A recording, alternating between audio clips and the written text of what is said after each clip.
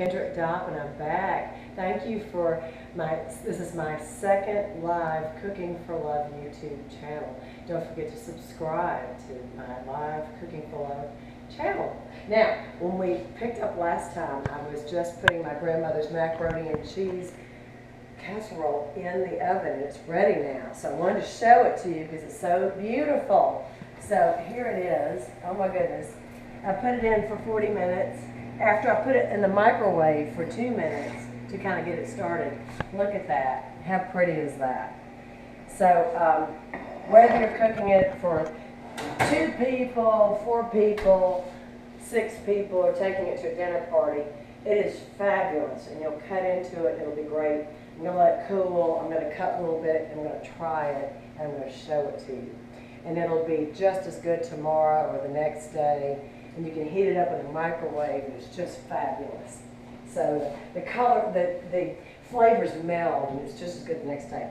Now I want to show you real quick a little bit about knives. I work a lot with brides, and I advise brides, and I tell them a lot about what knives you really need and what knives you don't need.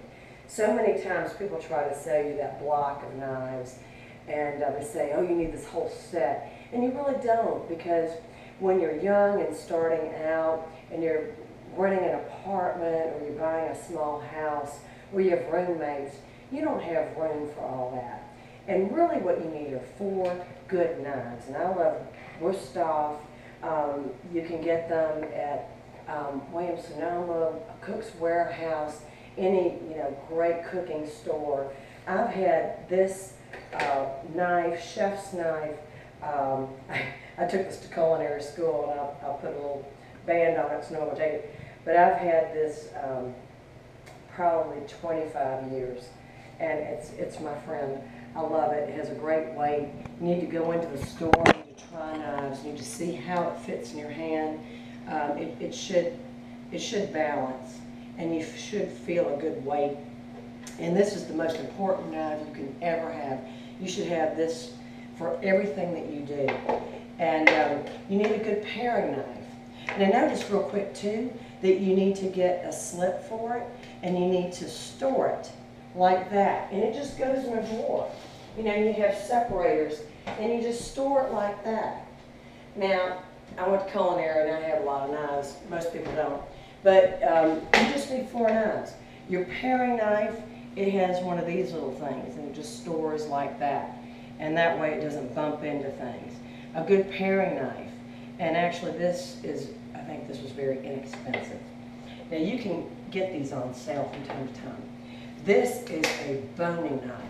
This is so important for when you're cutting fish or you're cutting chicken.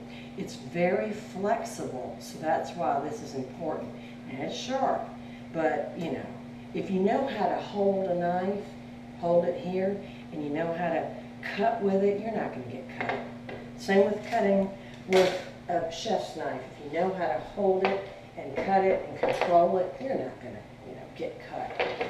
And then lastly, your bread knife. And again, you want to be able to hold on to it. There's a certain technique, and once you know how to cut it, you're not going to cut yourself. Now, real quick, I just thought I would show you a couple of cutting techniques. Now, I did want to show you real quick that when you do get your 4 knives, I wanted to show you quickly when you have a chance to get more knives. This is another paring knife. It's a serrated paring knife, and this is good for cutting tomatoes. So down the road, when you have a chance to get more knives, you can get that one. This is a very interesting knife, and again, later in life, if you want something different, this is great for cutting vegetables. Lastly, for slicing roast, this is one of those. But now these 2 I want to show you when it's time to sharpen. This is one that's called honing. And so when you're honing, this is what you do for caring for your knife. And then when it's time to sharpen, the stone is the way to go, and you want to put this in something to soak it with water. And I'll do a separate show on that because these things are specific. Now, when it comes to to slicing. Let me start with this. A shallot is basically an onion that is grown in France, and it has a delicate, wonderful flavor. And I use this for so many things. You want to cut this in half, and then you want to put the flat surface down. The reason people get cut a lot of times is they're trying to cut things and things roll around, and then you sit there trying to cut, and then, you know, how are you going to cut something? Well, if you cut it in half and you secure it, then you can now cut. Now, just like an onion, they have this root. You want to leave the root away from you because that's going to secure everything. Take your knife and you're going to hold it like this, and you're going to start right here, and you're going to cut, if you can kind of take a look, sort of cut like there, like a third, and then a third, and then a third. So you kind of cut there and then bring the knife there. Now, turn it this way, and now with our technique, we're going to sort of cut like this, glide the knife, this way, this way, this way, and that way. One more. And you always sort of cut with the claw so that you don't cut your knife. And look at this, they're all even. And the reason you want to cut even is so that everything cooks evenly. If you have pieces that are all different shapes and sizes, then some pieces get burnt and some pieces don't get cooked enough. Look how easy that is. Same thing with the onion. We're going to put that over there. Onion, same thing. We've got the root here, so we're going to take this and we're going to cut in half right down, and we're going to put it flat so it's not rolling around. Same thing. We're going to take our knife and we're going to cut on the side, and then we're going to cut here. We're going to cut here, so you can see it. We're going to cut sort of here, and then there.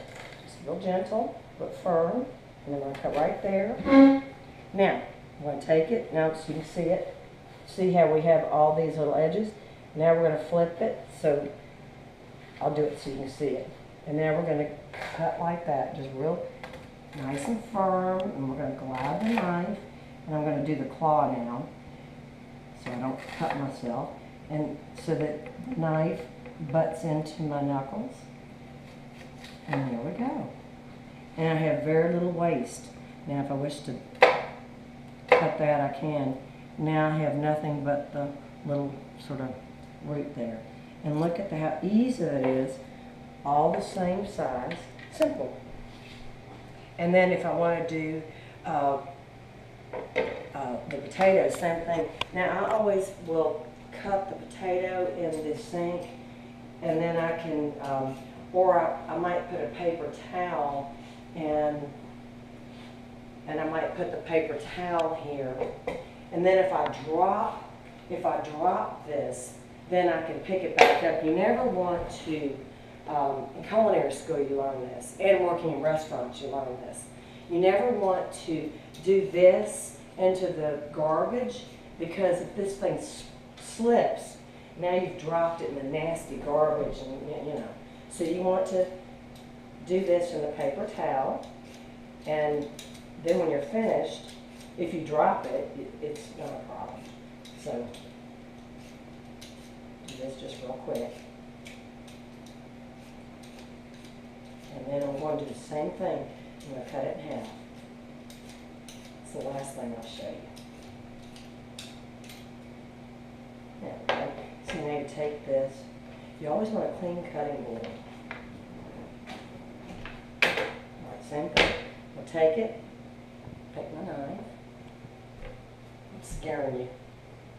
Just cut it down the center, flip it, and now to save time, you can take both of them and you can cut them this way, or you can cut them, if you want to make them small, you can cut them in half again. Now you can turn them and you can cut them this way. And you've saved yourself a lot of time, and you've made them equidistant and nice and organized, and you've kept your cutting board organized and neat,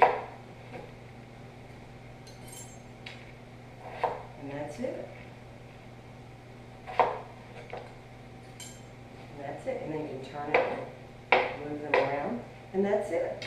And that's all I got to do. Don't forget to subscribe to my channel. And down, look down below, I'm being told. And it's Cooking for Love Live, my YouTube channel. And I'm Kendrick Dopp. Thank you so much for watching today. And ask me any questions that you have about cooking techniques and about the top 4 knives you need. You need a chef's knife, most important, paring knife, a bread knife, and don't forget the boning knife for fish.